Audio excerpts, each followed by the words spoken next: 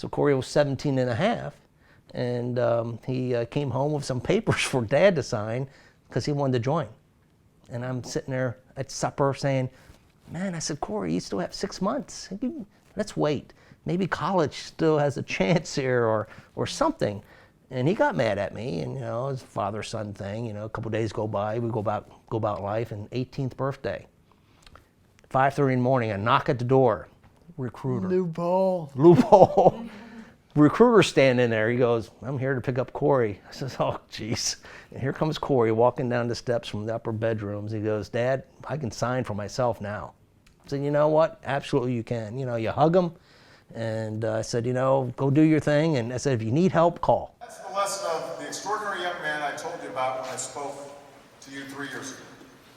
An Army Ranger, Sergeant First Class, Cory Remsburg. A massive IED in Afghanistan nearly killed him. They didn't sugarcoat anything. Cory was hit with an improvised explosive device. It hit him in the head. We found him underwater. He wasn't breathing. He had collapsed lung. He's got a hole in his head. He's got something wrong with his eye. He's got burnt. You're sitting just writing this down. And what they did at the end probably saved grace for me is that he's alive. The neurosurgeon, he had to go in several times and do some surgeries on Cory's, very serious surgeries, removal of things and widen the hole in his head. And the second time when I actually had to sign the document saying, yeah, go do this, I was on the internet the night before looking up, traumatic brain injury, penetrating wounds and this and that, and I had a couple questions and I was asking way too many, and finally he looked at me, he goes, I'm trying to save your son's life. What do you want to say? Yeah, yes, sir, I understand. I'll put my notebook away here.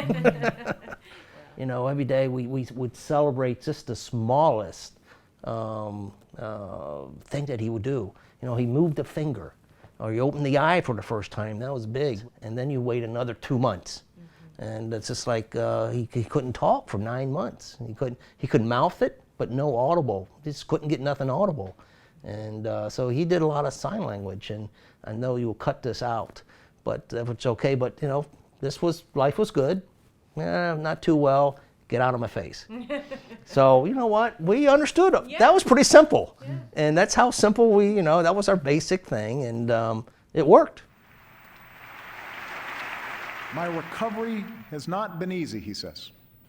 Sergeant First Class Cory Remsburg never gives up, and he does not quit.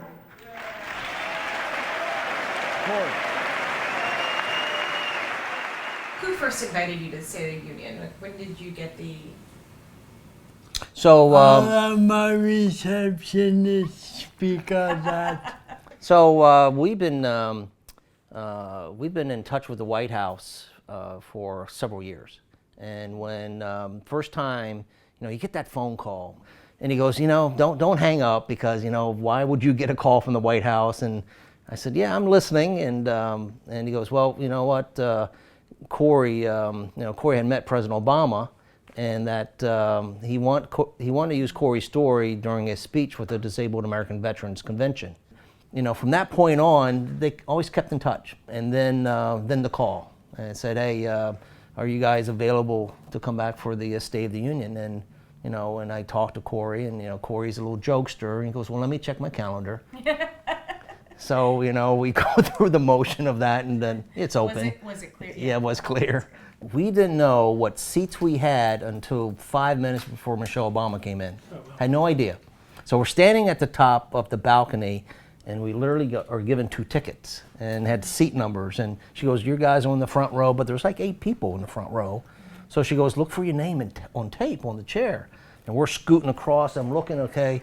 Dr. Joe Biden, Michelle Obama, Cory Remsburg. I said, oh, jeez. I said, buddy, we're only on TV tonight.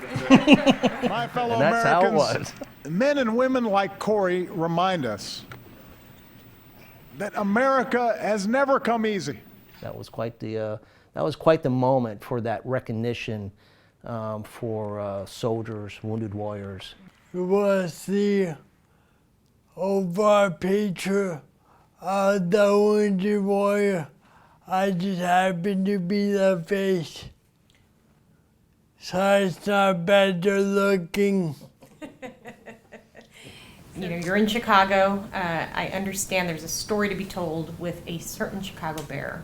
Jared Allen, the big supporter for me, is the Joshua Chamberlain Society. When Cory came home last year, there was the Ranger Lead the Way wanted to do a house for Cory, and so they went out and bought the house. They bought a beautiful home there in the suburb of Phoenix. So Cory has a mortgage-free home in his name, and but it wasn't, you know, it wasn't ADA. It didn't have all that stuff. So a connection through the Jared Allen Homes for Wounded Warriors occurred, and they came out and talked to us, and they says, we want to do it. We want to retrofit Cory's home.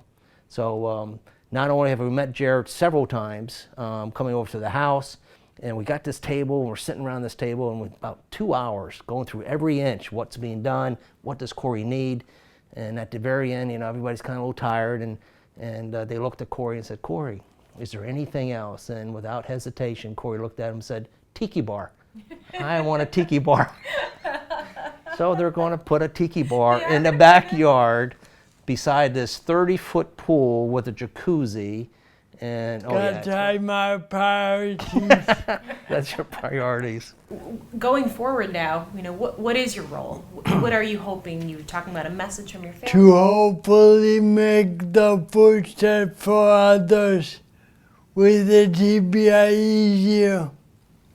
And I know you've been asked this before, but I'll ask it again. Do you regret 1 minute of it? Not 1 second Would you go back? in a heartbeat. Why? I love my job. It was a lot of camaraderie. A lot of, you know, it's your buddy. What are some of your goals? What do you hope the future brings? A college degree, a wife with kids. Yeah, go for it. What do you say?